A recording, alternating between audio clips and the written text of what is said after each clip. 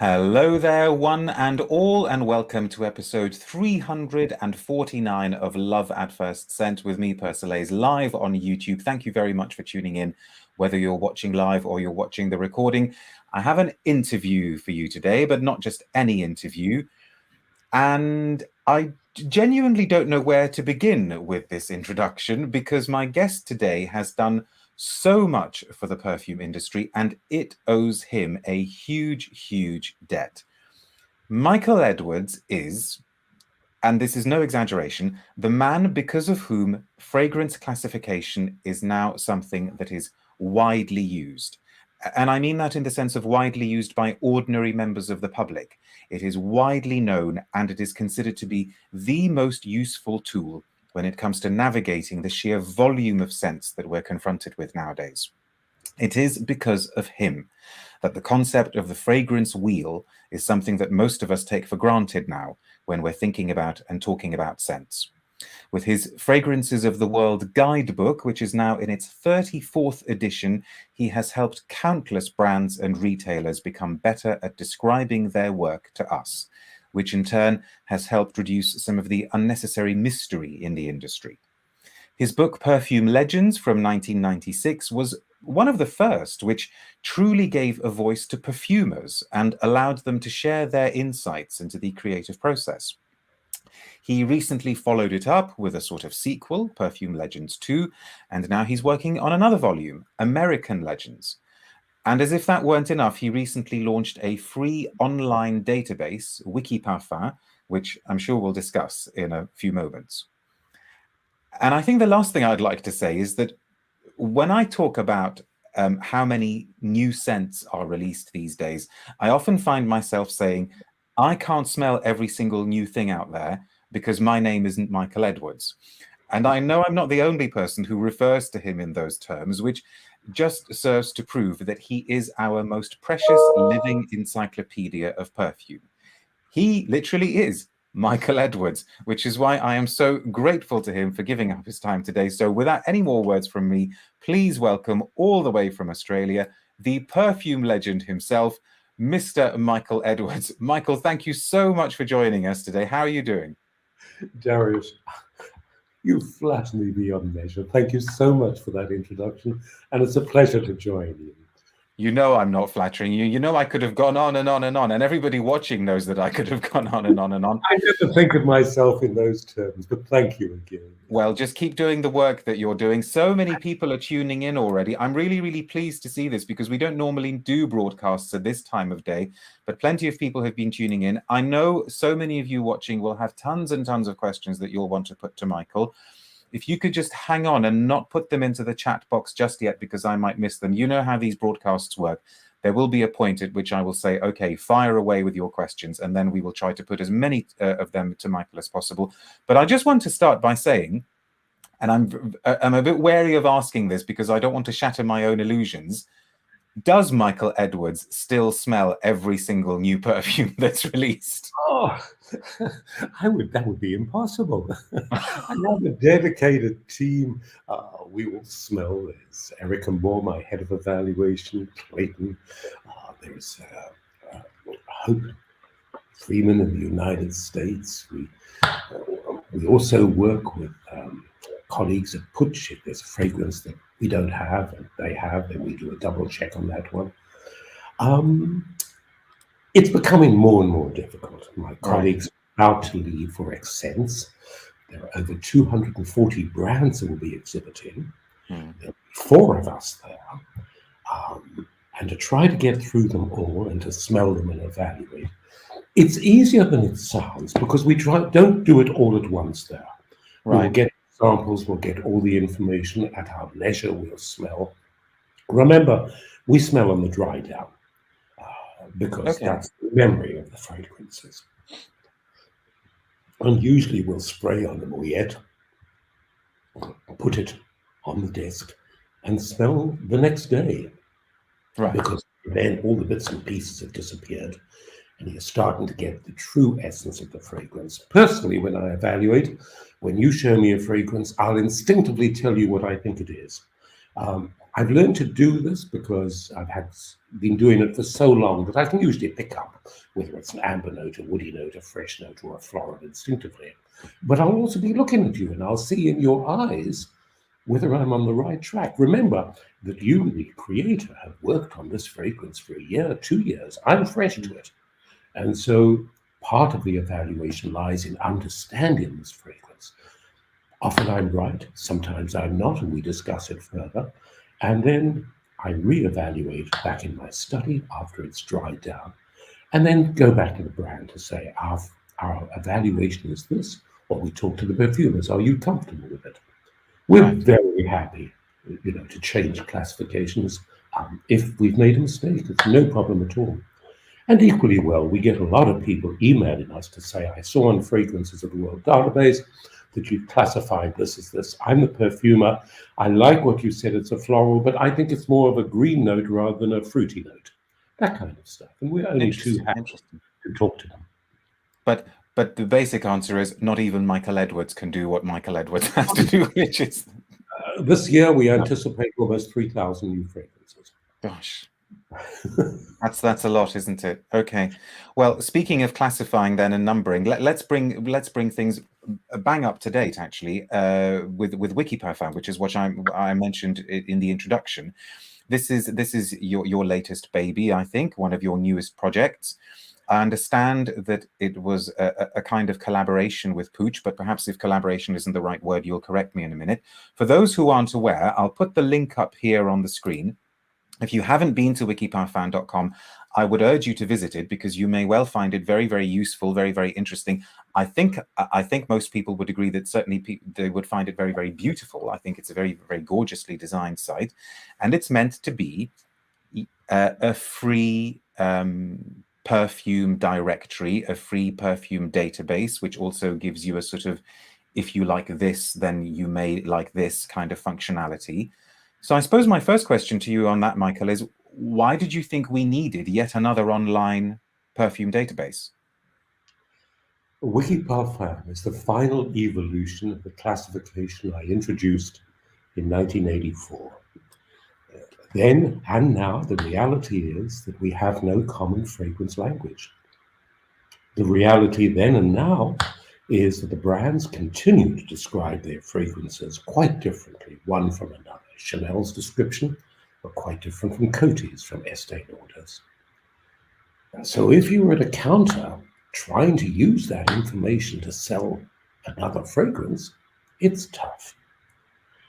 I had become fascinated in the 1970s and early 80s when I spent time rolling out Holster, which was then a huge brand, around the markets.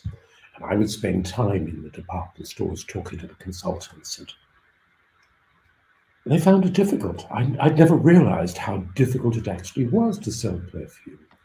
Mostly, they sold the top-selling perfume or the perfumes that they personally liked, which isn't terribly helpful. But when I asked them for the names of their favorite fragrances, if they gave me 3 or 4, almost invariably, at least 2 of them fell into the same family. Sometimes I would get somebody who gave me 5 fragrances and they belonged to 5 different families. If you wonder how I could so quickly match the fragrance name to the fragrance family, please remember 40 years ago there were relatively few fragrances, so it wasn't difficult to imagine them. But when I did get somebody who gave me that mixture, I'd say to them, gee, you must love perfume. You must have tried so many to develop so broad a taste. What else do you like? And invariably, I would find that one family held the key. And that was the start. I became convinced that all we had to do was to ask people the question, what are your favorite fragrances? And once we knew the family that held a special appeal, we just showed them others in that area. There was no guide at that time. Harman and Reimer's marvelous genealogy had become more and more technical. The French Society of Perfumers had a renowned guide, but it was very limited in the number of fragrances there. And that was why I willy-nilly developed my own guide. I did research on how the brands describe their fragrances, and starting from the French Society of Perfumers with their classifications of floral, amber, and woody, I added fresh because the green notes just didn't seem to fit into florals for most people. And perfumers had ignored the citrus notes. To them, they were just eau de colognes. For me, with the creation of Sauvage in '66, Rudnitska transformed perfumery and turned citrus notes into real fragrance.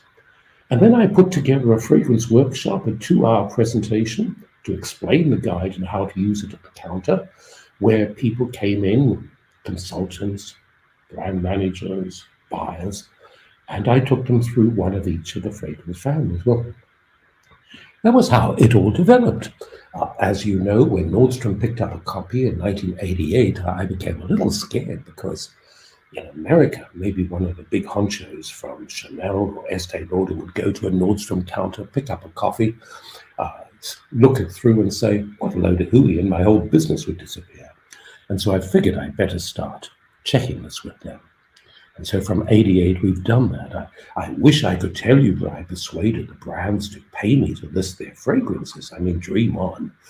That didn't work. So right from the start, we made the decision that we would not charge anything for listing or classifying new fragrances. We hold to that today, that we wouldn't accept advertising or sponsorship. Now you must wonder, what's the business model? Well, why I couldn't charge for that. We could create amazing fragrance finders, cutting-edge fragrance finders, which I'll talk about a little bit later. And so that's how the guide evolved. Sometimes I wonder that the industry let me do it, but when you think, the brands were very comfortable to have my classification. They liked their own, and they still do to this day.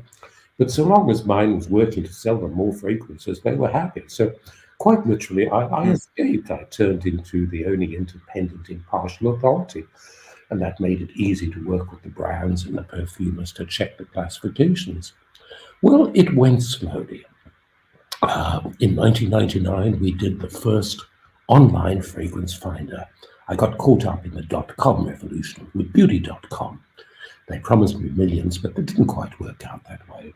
But I got fascinated by digital and then commissioned the database in 2000, released it in 2004, and then worked on these fragrance finders. And we worked on fragrance finders, tough market, because most of the retailers were only interested in store. But fragrance finders, we worked for DFS in the Far East, for example. We worked with duty-free retailers in South America and Europe. We worked with a perfume shop in the UK. Some lovely people to work with. And of course, it expanded the vision, the knowledge of the database.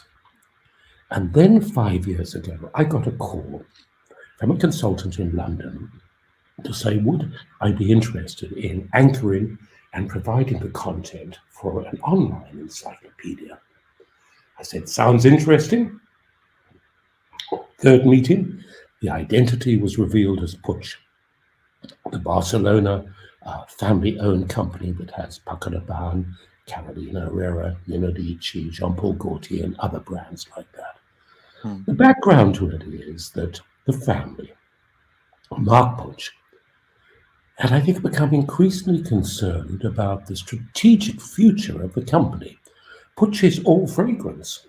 But as you know, in the mid-90s, the early noughties, the fragrance market plateaued. We were lucky to get 3, 4, 5% increases each year, hardly touching inflation. The question is, for a company like Puig, did this mean that in future they had to diversify into other fields? The assumption, because they're a European company, is that perhaps with the hassle of American celebrity fragrances and the wide endemic discounting, maybe people had turned off fragrance. Maybe it had become a commodity. Its time was over. Well, they put together a research team. And to their surprise, they found that far from being people turned off, they were fascinated. I don't think they'd realized that Fragrantica, for example, gets over 20 million visitors a year. Its ad income is second in the United States before Allure magazine. Well, this made them rethink. So what was the key problem? Well, the more they researched, the more they figured that the biggest problem we all face, you, Darius, me, the brands, is that so much of the information out there is inaccurate. Yeah. It's not that people mean to be inaccurate. They have great enthusiasm. They put stuff up, but they may not have either the expertise or the knowledge to make sure it's correct. And the major sites have other things to worry about than correcting the data. And Mark Puig and the Puig family felt that for the future, this was like a dagger at the fragrance's heart. We had to come up with something to make it feasible for people and not just consumers. Forget that word. When I talk fragrance, I talk the same language to perfumers, to consumers, to everybody, because that's the fascination of fragrance. Well, so I'm going to be so terribly ungentlemanlike and rude, Michael, and say that to kind of move things up because time is so limited today. Absolutely. So essentially, this has now with the support of Puig turned into this online encyclopedia database that all of us can access.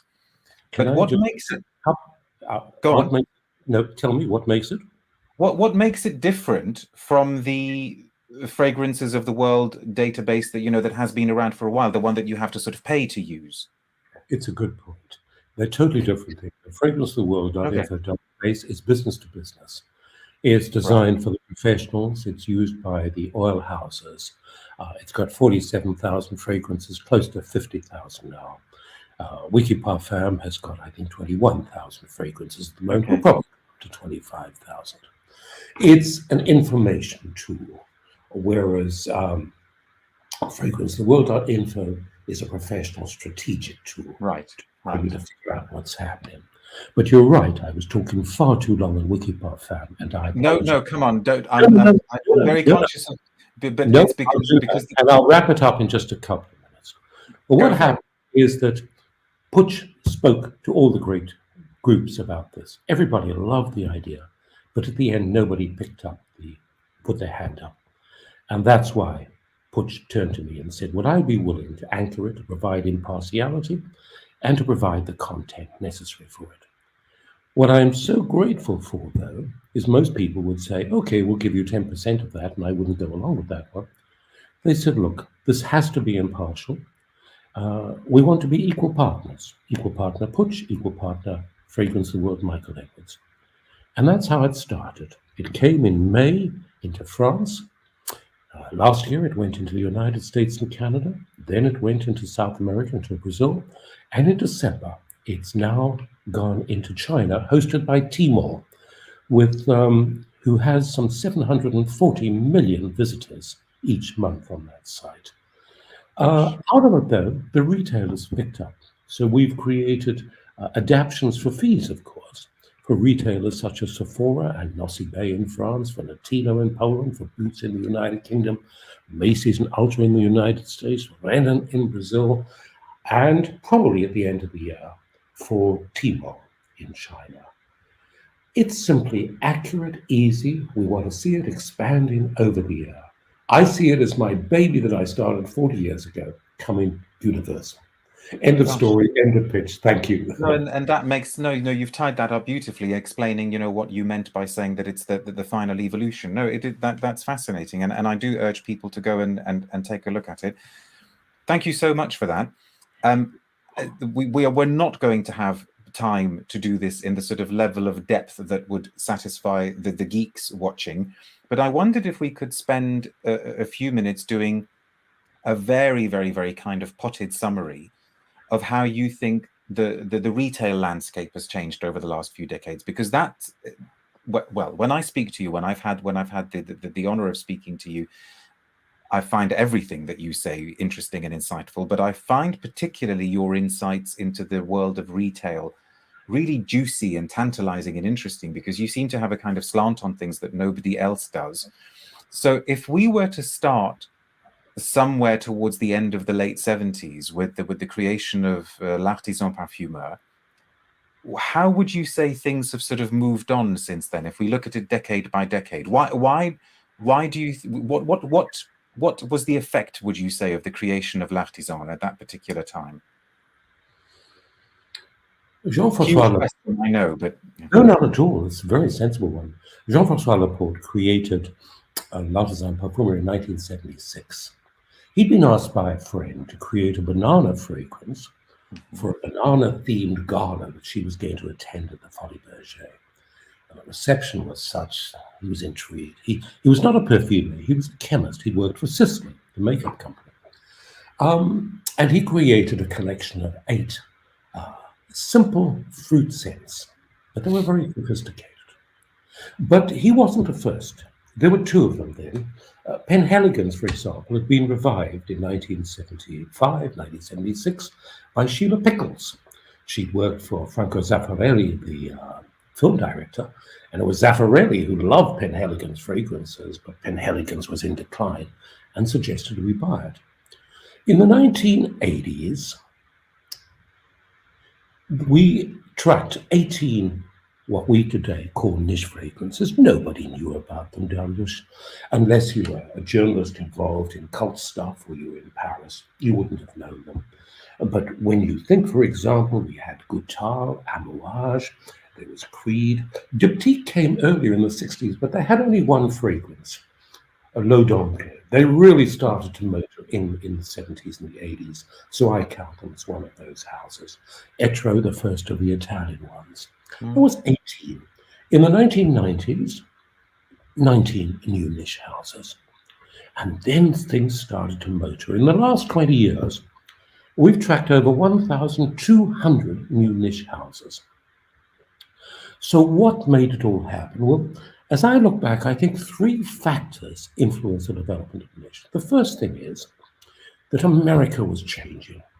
In post-war America, the 1940s, the 1950s, for the first time, thanks to the GI Bill, ordinary men and women could afford houses, and there was an explosion of American suburbs. The problem is, though, that by the early 70s, many of those suburbs are starting to look very worn, and the income was down. As the American suburb expanded in the 40s and the 50s, the malls opened, and in each mall there was a department store that was highlighting that particular one. Well, in the 70s, when the suburbs started to decline and income went back, the new malls stopped, and suddenly the profit for most of the great American department stores started to vanish.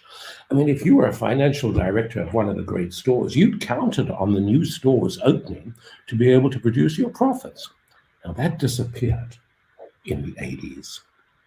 Well, as it happened, there were a couple of stores that didn't play by the book. They looked at all of this.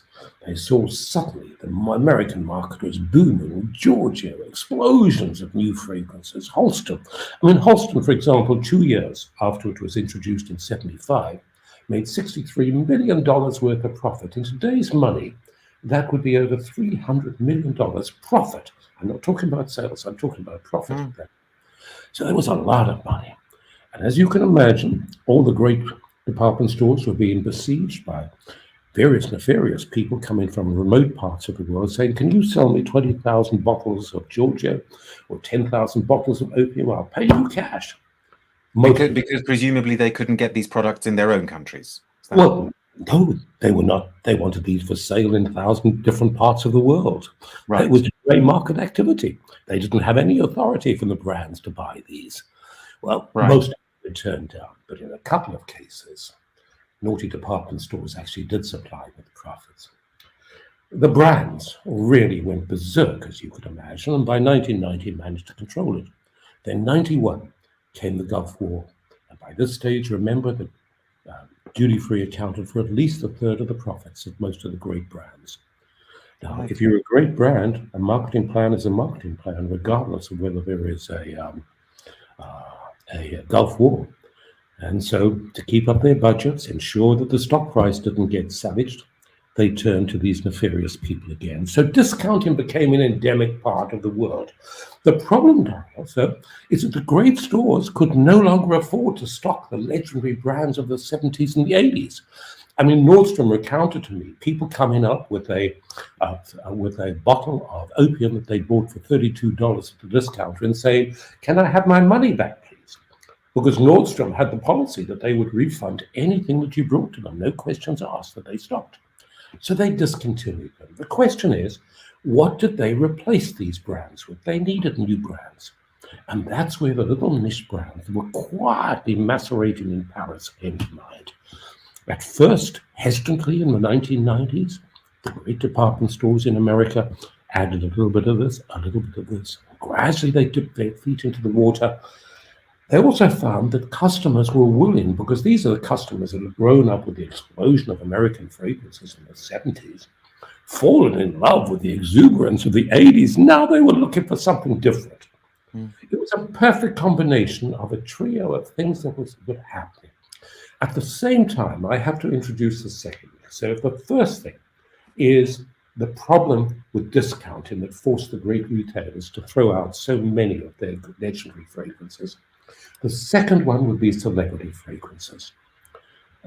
Elizabeth Arden's Elizabeth Taylor Pash did 1987 that transformed the world. Within the next 25 years, we measured over 624 new celebrity fragrances. But the problem that we faced on the celebrity fragrances is that customers multiplied. People started to say, they don't last that long. When I once spoke to Anne Gottlieb, for example, the great evaluator, she said the money that the brands used to spend on the juice, the perfume, was put into paying off the celebrities and into promotion.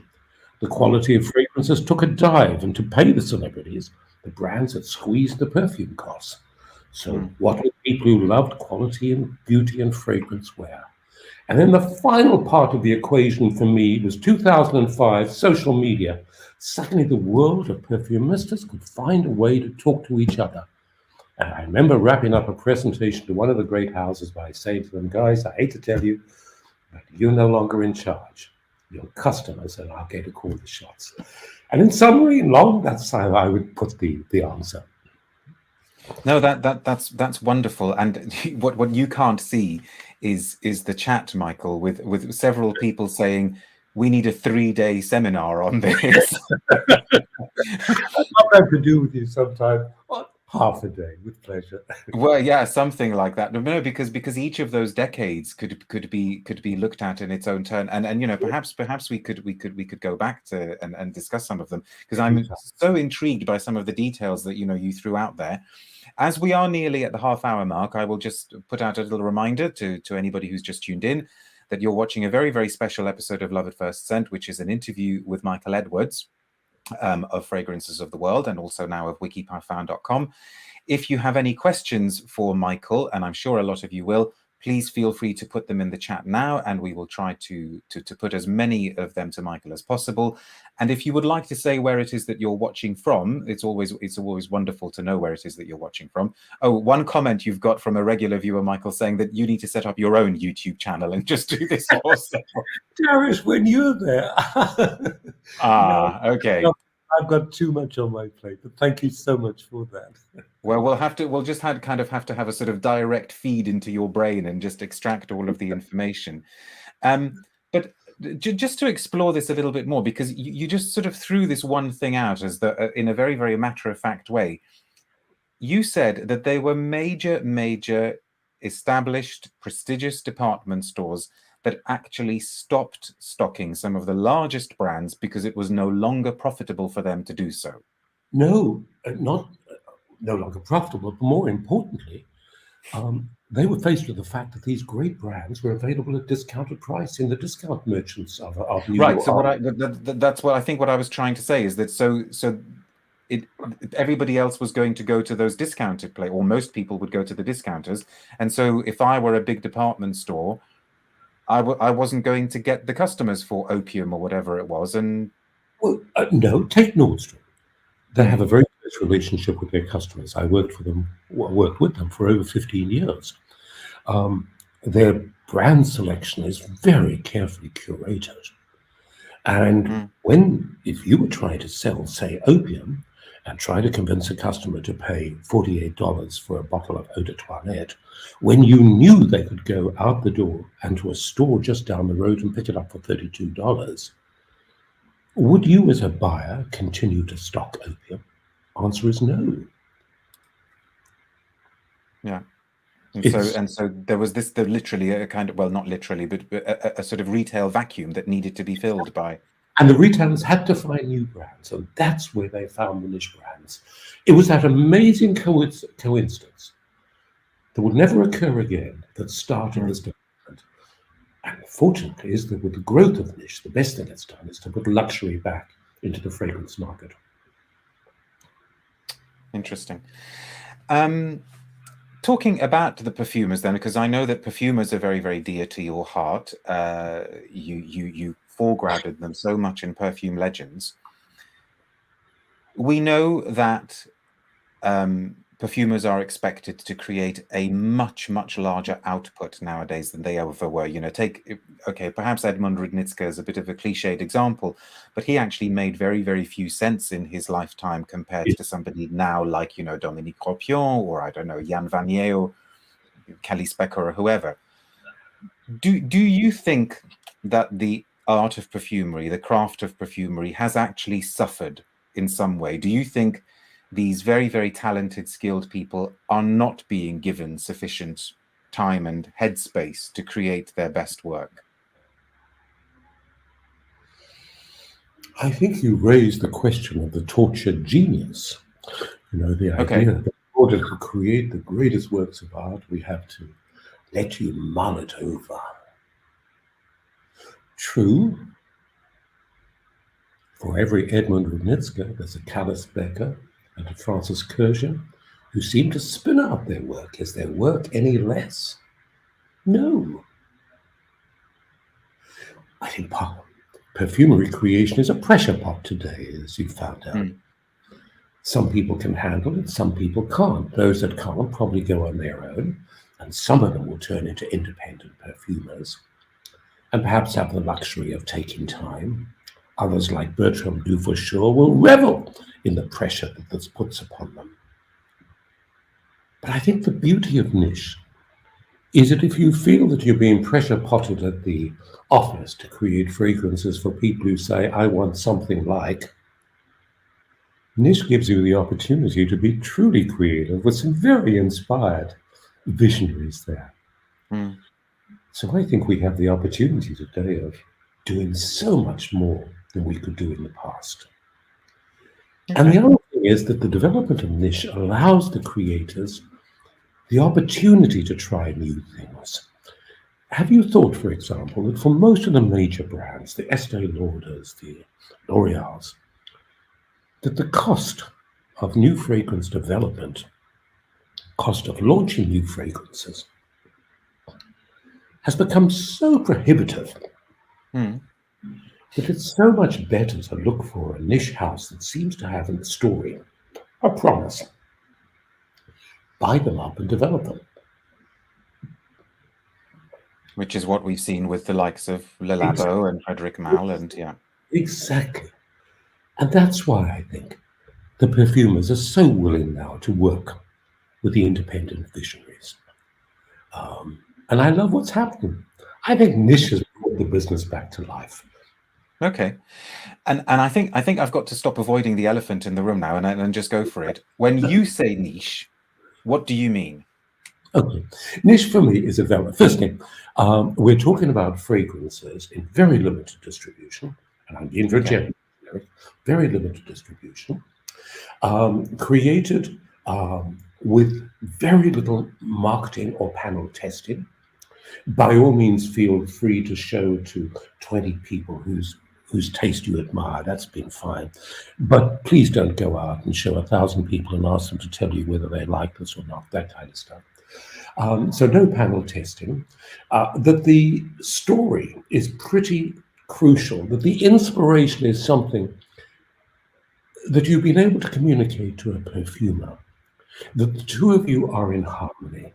That what we're coming up with is not a generic fragrance, but something with an interesting new twist to it. Something with a twist that we haven't seen before. I mean, why do we want to smell something that we can get for maybe $32 in a supermarket? We're looking for something different on this. I anticipate that all your bottles will look the same because you want to emphasize the experience of the scent and not the individual one. And the story, please don't give it a generic name. I once, I work with Pierre Dinon, the great bottle designer. And Pierre talks about the bottle as being the story of the fragrance. Now, this is the story of the visionary. But then he talks about the story. He says, don't give me Mr. Alaban. It means nothing. Give me the story. Quote me a story. Develop it there. And that, for me, is the definition of a niche. Now, remember, to me, the niche market is the nursery school of future perfumery. I think that as these brands develop, so they'll either fall by the wayside because they won't be able to afford the continuing costs, or they'll thrive, like Memo, or they'll be bought up and developed. Remember that Joe Malone was once a little niche brand. Now it's a huge brand. Does that help you on my definition? No, yes, absolutely it does. But as you were giving it, I was almost wondering whether it's a case of not so much talking about niche brands, but maybe even individual niche fragrances, because I mean, it is tricky, and no definition is perfect, and no definition is good. I'm not sure. I think the brand summarizes, because the brand is the vision of the man or woman who put it together. The fragrances are the scents that have inspired and the experiences. Take Nick Guitar. As you know, he was a concert pianist, rebelled against her domineering patisserie father, went to London, was part of Swing in London, photographed by David Bailey, came back, worked on fragrances to perfume a skincare line with a friend, and started that way. To her, it wasn't a brand, it was her experience. And that, I think, summarizes everything. The fragrances that she created were part of her experiences that she wanted to share with you. This wasn't some marketing research that had said this particular group of people, this is an appeal that they may like. I think for a niche brand to be a niche brand, I want to know, what is your vision? Share your experiences with me. That's what fascinates me. So for me, it is a brand approach. And I suppose by your definition as well, there are plenty of brands out there that would like to position themselves as niche, but actually wouldn't really tick the boxes. I mean, and we don't particularly. Absolutely.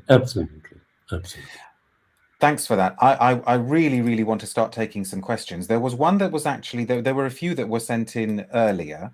So this is one from somebody who on the internet or on Instagram, I think, goes by the handle Jamalfi, who says, what are some perfumes that have actually resisted classification or been harder to classify? And they say, as an example, for instance, Luca Turin himself suggested Chanel's Cristal as being tougher to classify. What would you say to that?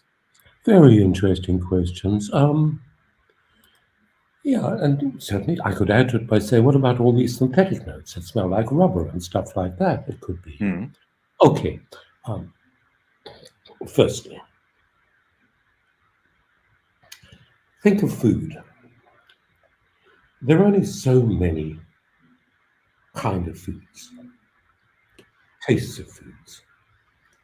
Yes, every now and then you come across a new food, but have you noticed that you can usually fit it into a meat or an Italian or a vegetarian or a vegan classification?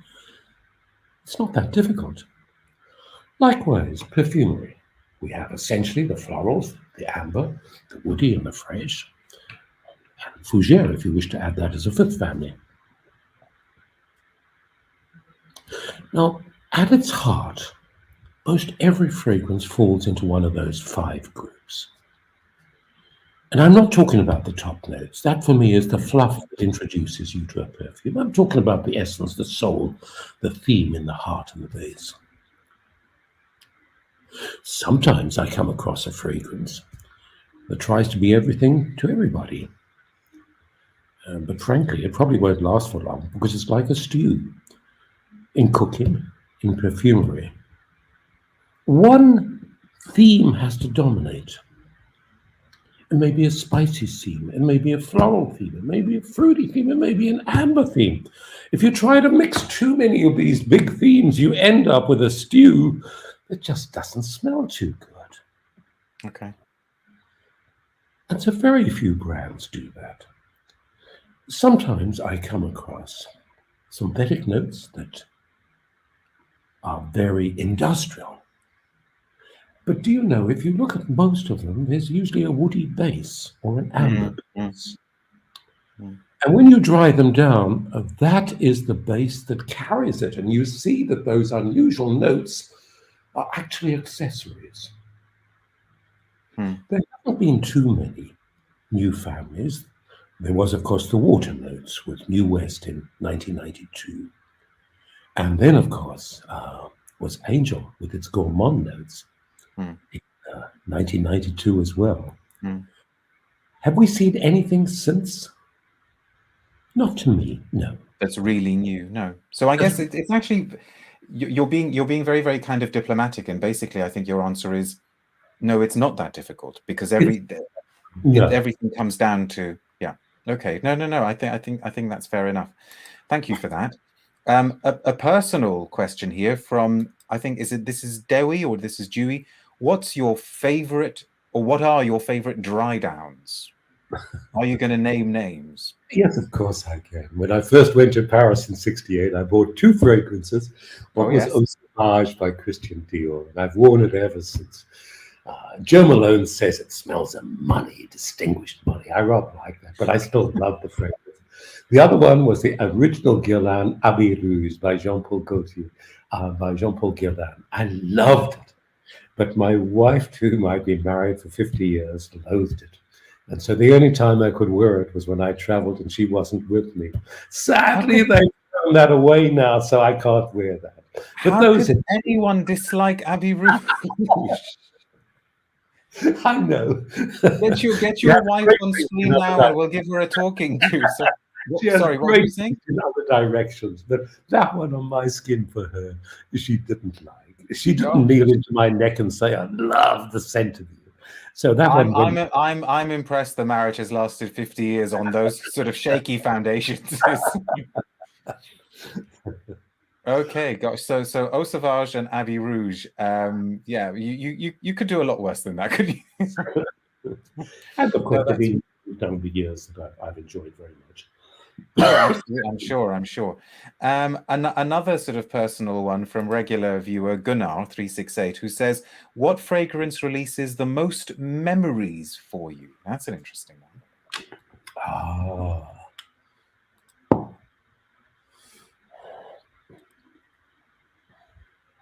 Diorella. Oh, nice. 1972. I smelt it.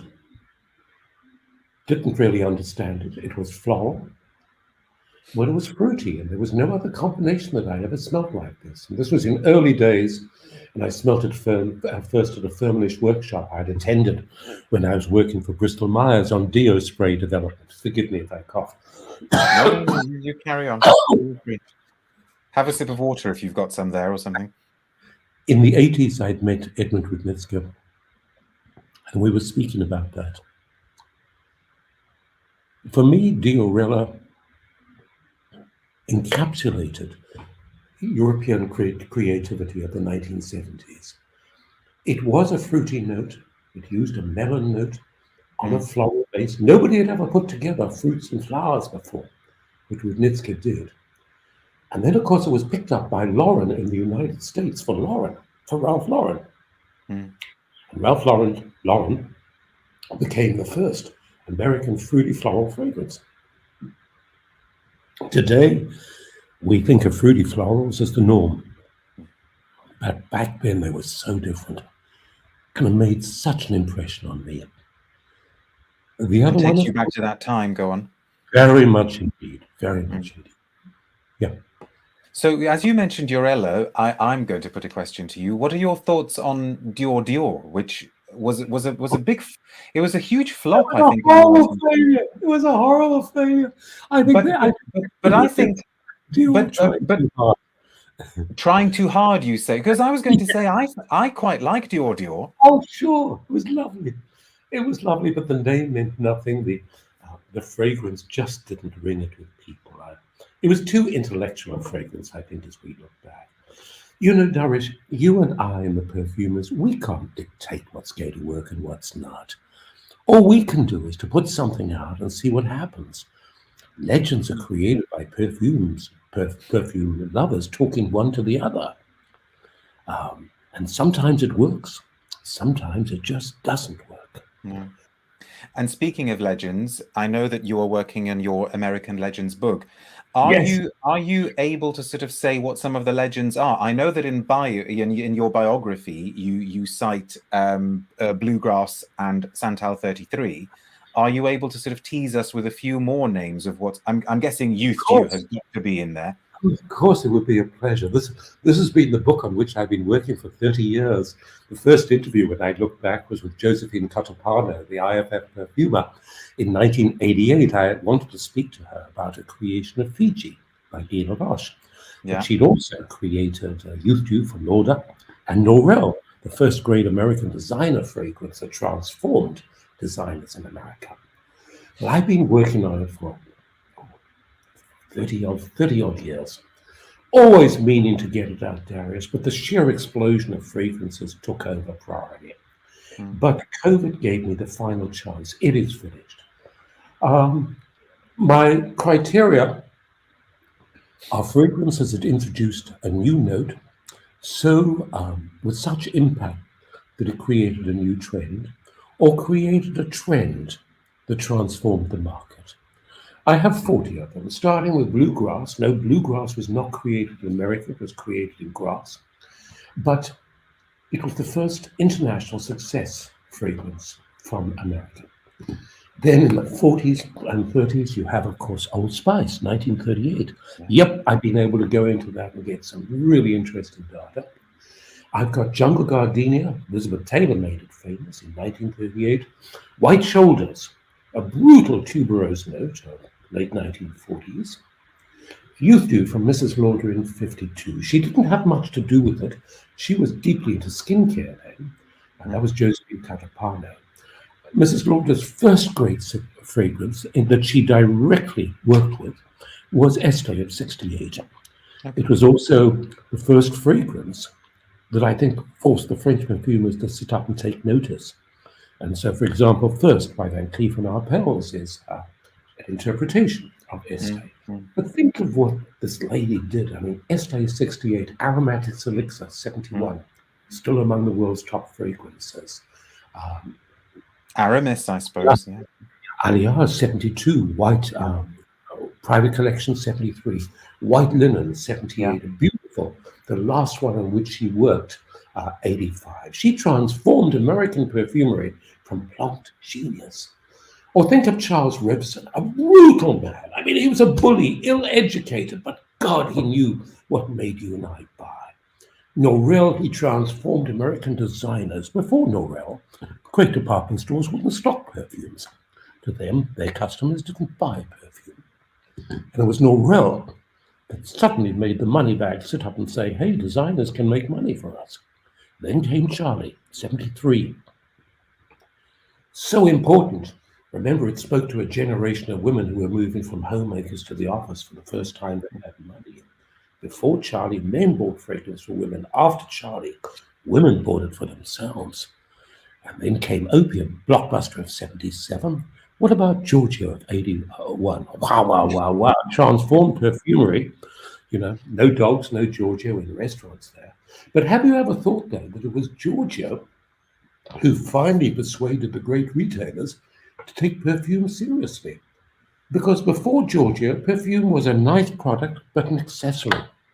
By definition, the retailers anywhere in the world only get serious about products that bring people through the door or whose turnover is very significant. And Giorgio did both. And ever since then, retailers have treated fragrance as a core product. Or what about Calvin Klein? I've included Obsession and Eternity, CK1. I mean, with Obsession, the world bonked like rabbits in the 80s. Gave us that. When's the book coming out, Michael? When are we going to be able to see it? Out in June next year in New York, beginning of June during the Fragrance Award Week, and then at the World Perfume Congress in Geneva at the end. Oh, wonderful! Well, we can't wait. Now, I cannot believe that we are nearly in the final sort of few minutes of this conversation with you. I should also say for anybody watching, if you are enjoying this video, please give it the thumbs up, because that helps YouTube to spread it all over the internet. And I think loads and loads of people need to have an opportunity to listen to Michael speaking. I have to take this question, not just because it's from a regular viewer, but because, well, you will see why, because it's so relevant. It's from regular viewer Pervi Joshi, who's watching from Australia, and we have to give a sort of shout out to Australia, who says, do you have any favorite Australian brands, or rather any thoughts on new niche brands being born in Australia? So we have to give a shout out to where it is that you are currently situated. Australia's interesting. What about Dimitri at Goldfields and Banks? I smelt just this last week a new fragrance called Pacific Lush. Dimitri was inspired by the spices of the Pacific Islands, and he's put that together with the sandalwood that he sourced from the Pacific Islands. It's very woody with that spicy note. But yes, I love it. What about Map of the Heart, for example? Yeah. Or Saskia for Grandiflora. I could keep on talking. Yeah. One of the delights in Australia is working with these people. So bravo, all of you. Grandiflora is very, very, very special, and also a rare example of getting a perfume, from somebody like Michelle Rudnitska, and which doesn't happen very, very often. No, not at all. Let me sit now. This is probably an impossible question, but let's see what response we get. Again, another regular viewer, Rich Mitch, saying, "Who is your favorite perfumer?" Guy Robert. Oh, you're straight in there. Go on. Okay. Well, I'll tell you what I'm going to do then, because interestingly, there is a question that somebody sent in advance as well. A regular viewer who says, was there anything that Guy Robert, your mentor, didn't like about modern perfumery? So maybe spend a couple of minutes telling us about Guy Robert. I met Guy first of all in the late 80s. He was president of the French Society of Perfumers. And I had the idea of perfume legends, and I spoke to him about this silly idea. And it was marvelous. He encouraged me so much. He said, come, let's talk about it. Over the years, I wish I could tell you the help he gave me. He became my mentor, taught me so much about perfume, opened so many doors to me. I once said to him, what's a good perfume? A successful perfume? And I loved what his answer was. He said with a smile in his eyes, he said, good perfume is a good perfume that's had the luck to be chosen by the right person in the right company at the right time. Then he looked at me, who has some money. And he was right. That's true. What would you say his crowning achievement is as a perfumer? Amouage Gold. I'm so pleased you said that. I didn't want to put the words in your mouth, but no, gold is truly special, isn't it? It was truly special. It encompassed everything I think that he loved.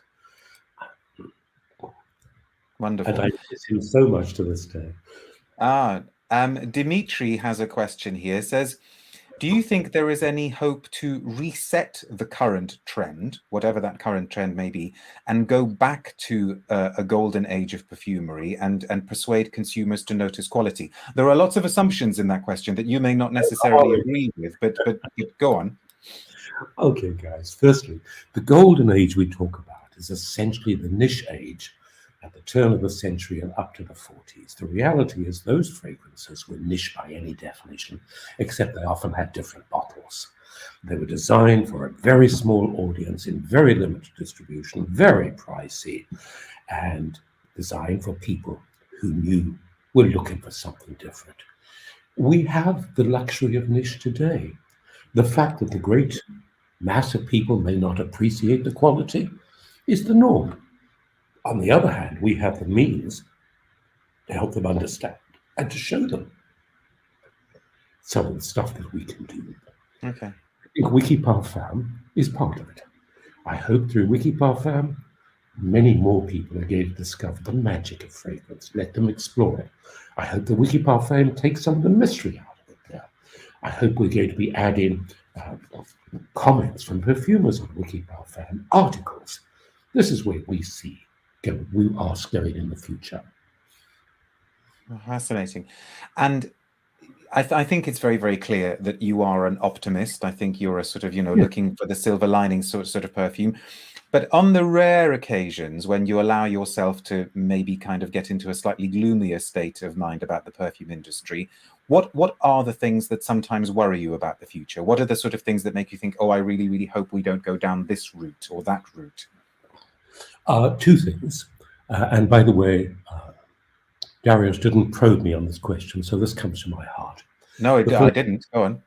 The first thing is when I meet brand niche owners of brands who tell me that they are the perfumer.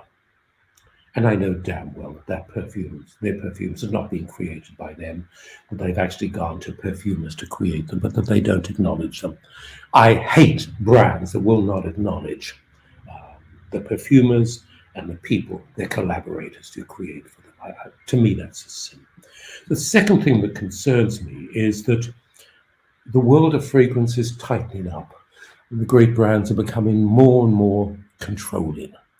That every word, every thought, everything has to be controlled. I mean, to me, perfume is fun. Perfume is emotion.